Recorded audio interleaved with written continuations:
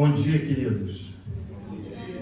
Bom estar aqui outra vez e poder compartilhar com os irmãos esses momentos de culto, de adoração a Deus. Hoje nós vamos meditar sobre esse assunto, os fundamentos da unidade da igreja. Essa primeira carta de Paulo aos Coríntios é uma carta muito especial, porque é uma carta dirigida a uma igreja que estava vivendo uma crise tremenda. Sim, uma crise tremenda. E vocês podem perceber isso logo no começo da carta. Eu queria que vocês mantivessem as suas Bíblias abertas no capítulo 1, ou a Bíblia acessada, melhor dizendo, nos versos 10 a 17, porque nós também leremos e destacaremos os versos 1 a 5 do capítulo 2. Paulo começa a tratar diretamente e sem nenhum rodeio um dos mais graves problemas da igreja de Jesus Cristo, que é o espírito contencioso. Espírito contencioso quer dizer mania de brigar. É aquele comportamento que as pessoas têm desde pequeninos de brigarem entre si. Isso é muito comum entre irmãos. Lá em casa éramos 5 e o único que não brigava era eu, porque eu brigava com todo mundo. Quer dizer, eu não precisava brigar, eles brigarem comigo, porque eu brigava com todos. Tiago tem só 2 filhos, né, Tiago? Eles não brigam, não é? Não brigam. É impressionante ver como é que as pessoas têm esse espírito contencioso. E às vezes com uma agressividade espantosa. É sobre esse assunto que Paulo trata nesse texto. Paulo faz questão de indicar a fonte da sua informação. Os da família de Cloé dirigiram-se a Paulo e contaram para ele tudo o que se passava na igreja. Alguém pode dizer assim: pastor, fofoqueiro tem desde aquele tempo, né? Não era fofoqueiro não, irmãos. Era zelo. Quando um irmão da igreja relata um problema para um líder, não é fofoca, é zelo, é preocupação. Mas o fato de Paulo mencionar a fonte da sua informação é um fato importante, muito importante, porque quem não permite ser citado deve ficar também calado. Olha, eu só queria te dizer isso, mas não fala para ninguém que eu te contei. Já passou por isso? Se a fonte que você recebe a informação não quer ser citada, então você deve repreender na hora e dizer o seguinte: então cale-se. Porque se você está relatando um problema, você deve assumir responsabilidade pelo seu relato. É assim que acaba com fofoca. Então, quando eu disse para você que não era fofoca, não era mesmo. Porque um irmão zeloso da igreja de Corinto relata para Paulo os problemas que a igreja estava enfrentando e não tem nenhum receio de dizer: pode dizer que fui eu. Então isso não é fofoca. Isto posto, eu quero apresentar para vocês algumas ideias que esse texto nos ensina. E a primeira delas é essa: a unidade da igreja é a vontade expressa de Deus para a sua noiva, para a igreja. Deus faz questão de dizer que o propósito que Ele tem para a igreja é que a igreja viva em unidade. E eu quero dizer para os irmãos que há um autor brasileiro chamado Nelson Rodrigues. Ele diz que toda unanimidade é burra. O apóstolo Paulo nos ensina que Nelson Rodrigues não tem razão. Unanimidade não é utopia e nem burrice, mas é um ideal que deve ser buscado pela igreja. Reparem como o apóstolo se dirige aos irmãos: rogo-vos, irmãos.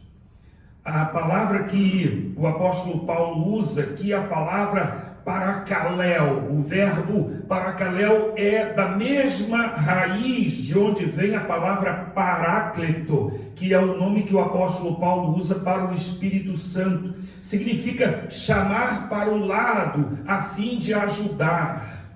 É uma exortação, cujo significado é um forte e intenso apelo. Eu me lembro de muitas vezes na minha infância, o pastor pregar um sermão, daquele sermão mais duro, e alguns irmãos então comentarem: a exortação do pastor hoje foi tremenda. Mas a palavra exortar tem o sentido de chamar para perto, para ajudar. E ajudar muitas vezes significa corrigir, chamar atenção para o erro. E é disso que Paulo está falando. Ele diz: em nome de Jesus Cristo, não é em nome de Paulo, não é em nome de Pedro. A autoridade do nome de Jesus é a base desse apelo. E Paulo diz o seguinte: Paulo vai descrever o que ele entende por unanimidade. É falar a mesma coisa, pensar a mesma coisa e decidir a mesma coisa. Eu fiquei impressionado quando eu fui participar de uma reunião da diretoria.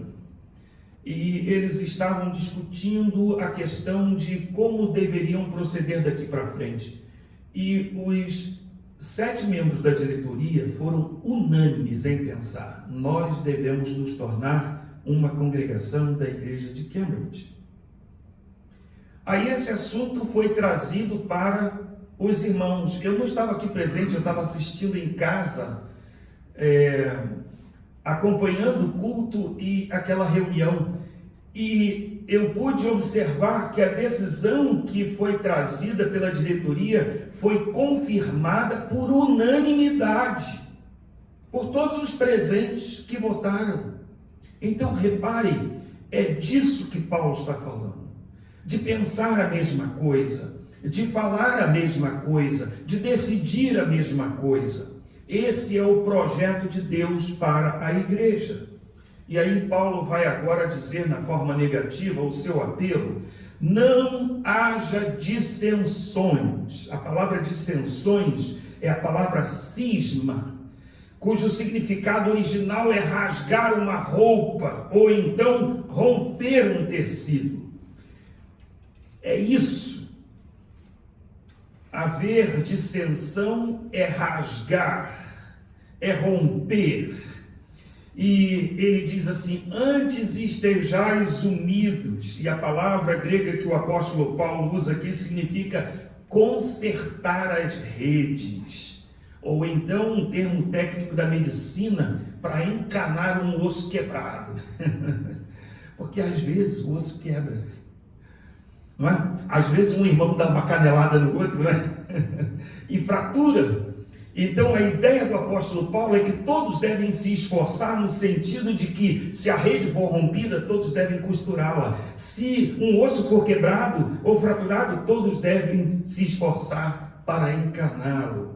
O intento de Paulo nesse intenso apelo é no sentido de que os crentes preservem a unidade da igreja com as suas atitudes, com o seu comportamento, com as suas palavras, porque esta é a expressa vontade de Deus. A outra ideia que o apóstolo Paulo nos apresenta aqui nesse texto é que a unidade da igreja pode ser frustrada e tem sido frustrada pelas facções. Paulo vai citar a palavra contendas. Eu tenho ouvido falar que há contendas entre vocês. De acordo com Gálatas capítulo 5, verso 20, o texto em que Paulo trata das obras da carne e do fruto do Espírito, contenda é uma das obras da carne. Paulo esclarece que este não é um comportamento compatível com a vida cristã. Ao contrário, é um comportamento absolutamente condenável. Romanos capítulo 1, verso 29, 28 e 29, Paulo está pintando o retrato dos ímpios. É um texto fortíssimo, tremendo, de denúncia. E nesse texto, lá para o verso 28 e 29, Paulo diz assim: uma vez que consideraram que conhecer a Deus era algo inútil, o próprio Deus os entregou a um inútil modo de pensar, deixando que fizessem coisas que jamais deveriam ser feitas.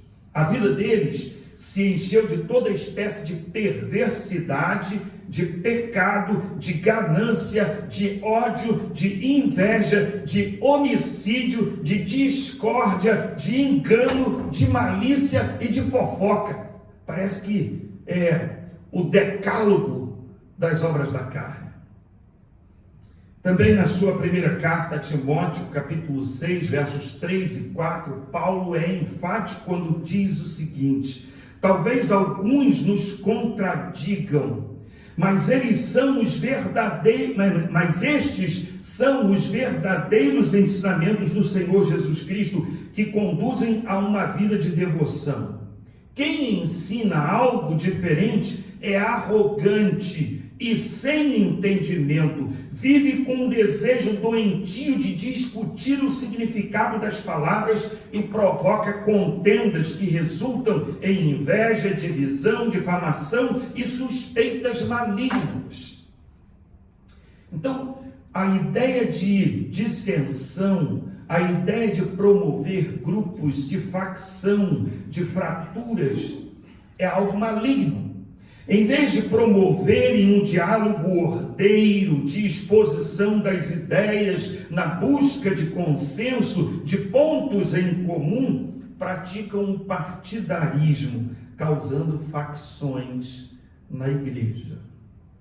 E aí Paulo vai mencionar os grupos que havia na igreja, né? Uns diziam: eu sigo Apolo.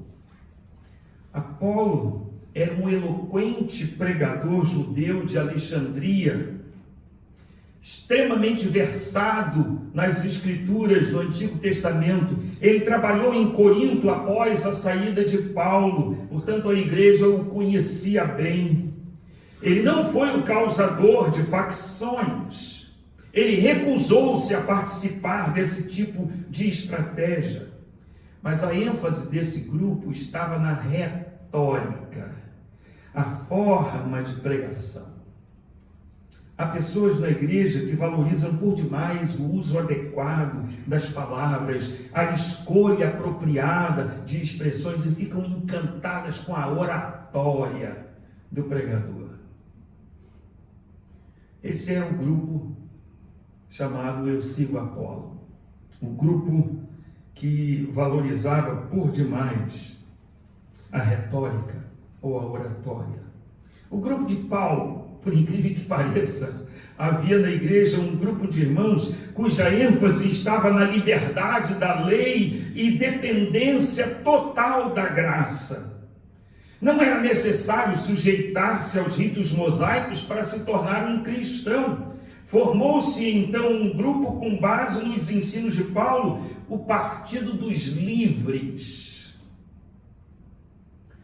Uma corrupção dos ensinos de Paulo. Aliás, toda heresia é um excesso, é um exagero de uma determinada doutrina.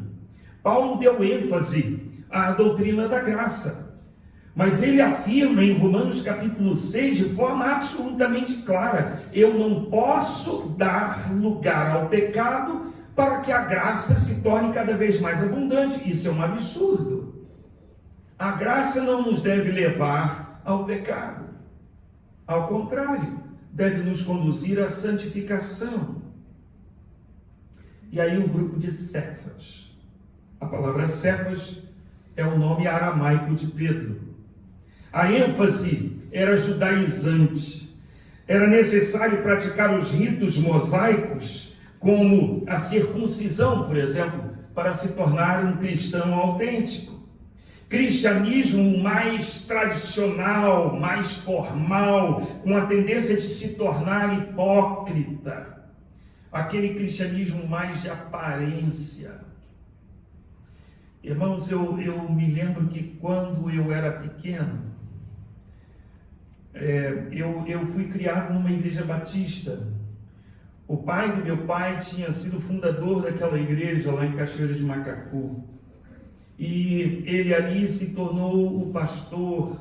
E a igreja foi crescendo. E quando eu nasci, vovô já não era mais o pastor, porque vovô morreu 1 ano e meio antes de eu nascer. Mas eu cresci num ambiente em que a igreja era sinônimo de não pode.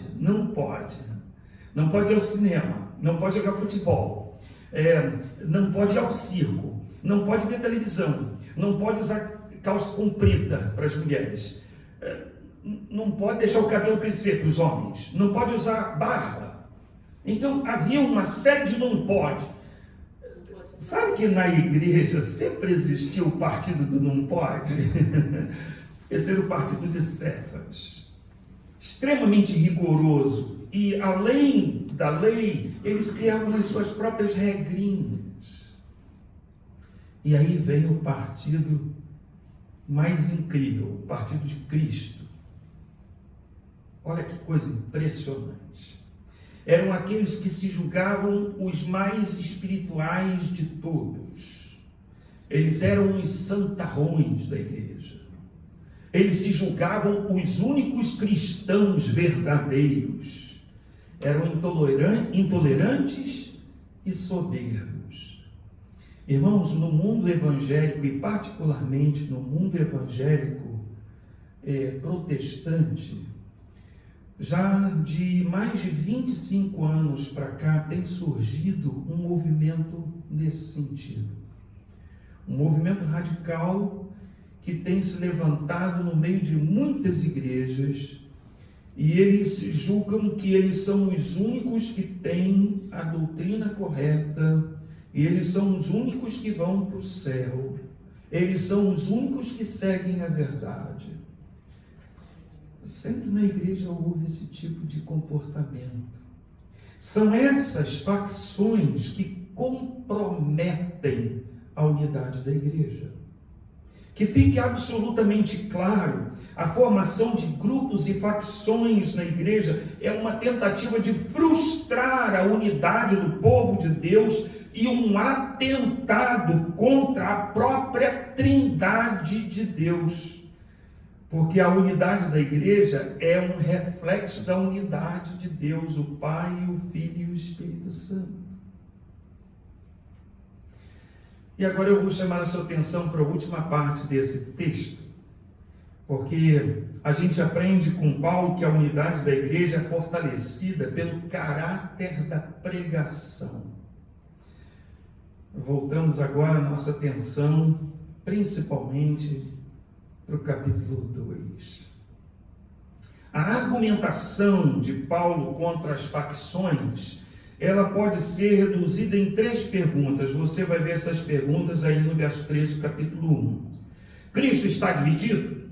Paulo foi crucificado? Foram batizados em nome de Paulo?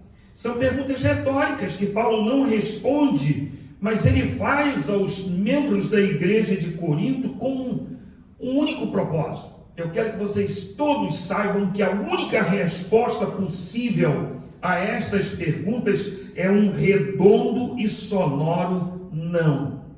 Portanto, a partir do verso 17, Paulo vai dar ênfase à pregação do Evangelho. E para o apóstolo, o que dá fundamentação à unidade da igreja é a pregação do Evangelho. Presta bem atenção a partir do capítulo 2, verso 1. Pregação que não se baseia em sabedoria humana. Isso mesmo, pregação que não está fundamentada no conhecimento, na sabedoria, no intelecto do ser humano. Paulo diz: não fui a vocês com sublimidade de palavras, não em palavras persuasivas de sabedoria, no verso 4, nem com discurso filosófico, não.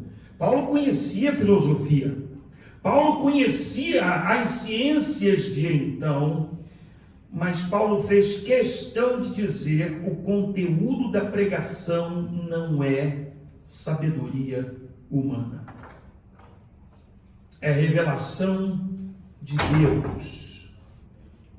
A outra coisa que Paulo fala a respeito dessa pregação é que ela está centralizada na cruz. Eu não quis no meio de vocês saber de outra coisa, a não ser de Jesus e este crucificado. O foco não está no pregador, o foco está na cruz. O conteúdo da mensagem é o que importa, não é a sua forma. O conteúdo, o miolo da mensagem é Jesus Cristo. E se não for, não é evangelho. Irmãos, é impressionante a gente ver como os púlpitos, e quando eu falo os púlpitos, estou falando no ministério da pregação evangélica, como ele tem se esvaziado e tem se cumprido aquilo que a palavra de Deus diz. O apóstolo Paulo dá testemunho dizendo que a cruz é um escândalo, tanto para judeus quanto para os gregos. Quando você fala do sacrifício de Jesus Cristo na cruz, as pessoas acham isso um radicalismo. Bem, eles têm razão. Não há nada mais radical do que o amor de Deus expresso na cruz do Calvário. Não existe nada mais radical do que a justiça de Deus exercida na morte, no sacrifício de Jesus. Mas tirar a cruz do Evangelho é esvaziá-lo completamente do seu conteúdo. Não há Evangelho sem cruz. E há muito Evangelho água com açúcar, pintado de cor de rosa e de azul claro, para enganar as pessoas. Jesus disse: não deixou ninguém enganar. Jesus disse: se alguém quiser vir após mim, negue-se a si mesmo, tome cada dia a sua cruz e siga-me. Evangelho é renúncia da própria vida. Jesus disse: aquele que quiser salvar a sua vida, perdê-la. Mas aquele que perder a sua vida por amor de mim, esse a encontrará. O Evangelho, a pregação, ela é centrada na cruz. A outra coisa que Paulo fala a respeito da pregação é que essa pregação faz o pregador se sentir extremamente fragilizado. Você encontra isso no verso 3. Paulo confessa a fraqueza da sua condição física, anímica e psicológica. Ele usa a expressão: eu fui ter com vocês em temor e tremor. Eu posso imaginar, irmãos, em algumas das suas cartas, Paulo fala da sua situação física, e há muita especulação em torno disso, mas a ideia é que a aparência de Paulo era uma aparência muito ruinzinha, sabe? Um sujeito magrelo, calvo, provavelmente poderia ser uma pessoa que sofria epilepsia, ou então que que tivesse uma diminuição muito forte na sua capacidade visual, ou que sofresse de algum outro tipo de enfermidade séria, porque ele chama isso de espinho na carne. não é coisa pouca, não. Agora reparem, Paulo faz um contraste entre a sua pessoal fraqueza, o seu estado de fragilidade, com o caráter da pregação. Olha o que ele diz no verso 4, é o seguinte: pregação que demonstra a ação do Espírito. Demonstração do Espírito e do poder do Espírito. Não interessa a aparência física, não interessa a aparência emocional do pregador. O que importa é que a pregação do pregador é demonstrada com a ação poderosa do Espírito Santo de Deus. Isso é que interessa. A palavra grega usada aqui por Paulo é a palavra apodexis, que significa literalmente prova irrefutável e verdadeira. Vocês querem conhecer o caráter da pregação de um pregador? Olhem para o efeito poderoso do Espírito Santo na pregação. Olhem o que o Espírito Santo produz no coração das pessoas, porque isso é demonstração do poder da pregação e não do pregador.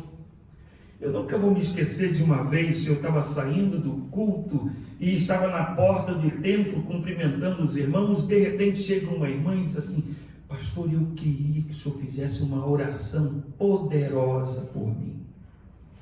Aí eu falei assim: minha irmã, eu vou fazer agora, mas eu queria que a senhora soubesse que eu não sou poderoso e a minha oração não é poderosa. Poderoso é o Deus a quem nós clamamos. Vamos orar? E então orei por ela. E Deus, no seu poder, atuou. Pregação é o fundamento da unidade da igreja, porque ela é a demonstração do poder do Espírito Santo de Deus. E para terminar, a pregação é o que fundamenta a fé no poder de Deus, não no caráter do pregador. No verso 5, Paulo deixa isso absolutamente claro. Que alicerce melhor e mais sólido existe para a nossa fé do que a pregação do Evangelho de Jesus Cristo? Não existe. A pessoa, os ensinos, o sacrifício, a ressurreição de Jesus são o sólido e indestrutível alicerce sobre o qual a igreja, a sua unidade e a sua vitalidade são edificadas. Eu quero concluir lembrando aos irmãos uma coisa. O apóstolo Paulo morreu e foi sepultado. O apóstolo Pedro morreu e foi sepultado. Também Apolo morreu e foi sepultado. Agostinho, grande bispo de Poma e um dos maiores teólogos cristãos, morreu e foi sepultado. Martim Lutero, grande reformador, morreu e foi sepultado. Spurgeon, um dos maiores e mais eloquentes evangelistas do mundo, morreu e foi sepultado. Martin Luther King Jr., um dos campeões dos direitos civis, morreu e foi sepultado. Billy Graham, o maior evangelista de todos os tempos, morreu recentemente e foi sepultado. Todos esses grandes pregadores morreram, mas a igreja permaneceu viva e dinâmica, porque o fundamento da unidade, da vitalidade da igreja de Jesus não estava na vida e no exemplo dos pregadores, dos pastores. Homens são falíveis e suas vidas, por mais inspiradas que sejam, chegam ao fim. Mas Jesus vive para sempre. A sua mensagem, seu sacrifício na cruz, sua ressurreição poderosa, a sua volta gloriosa tem valor eterno. Deus revela expressamente que a sua vontade é que preservemos a unidade da sua igreja. Deus nos mostra claramente que a formação de facções e de grupos é um atentado contra esta unidade e uma demonstração óbvia de rebeldia. Deus nos ensina que a pregação do Evangelho é que fortalece a unidade da igreja. Recebi um novo coração do Pai, coração regenerado, coração transformado, coração que é inspirado por Jesus. Como fruto desse novo coração, eu quero expressar a minha comunhão, a minha unidade, porque a Bíblia diz que eu e você somos membros de um só corpo. E como corpo unido é que nós devemos viver. Eu queria convidar você a se colocar em pé e nós vamos louvar ao Senhor cantando essa canção.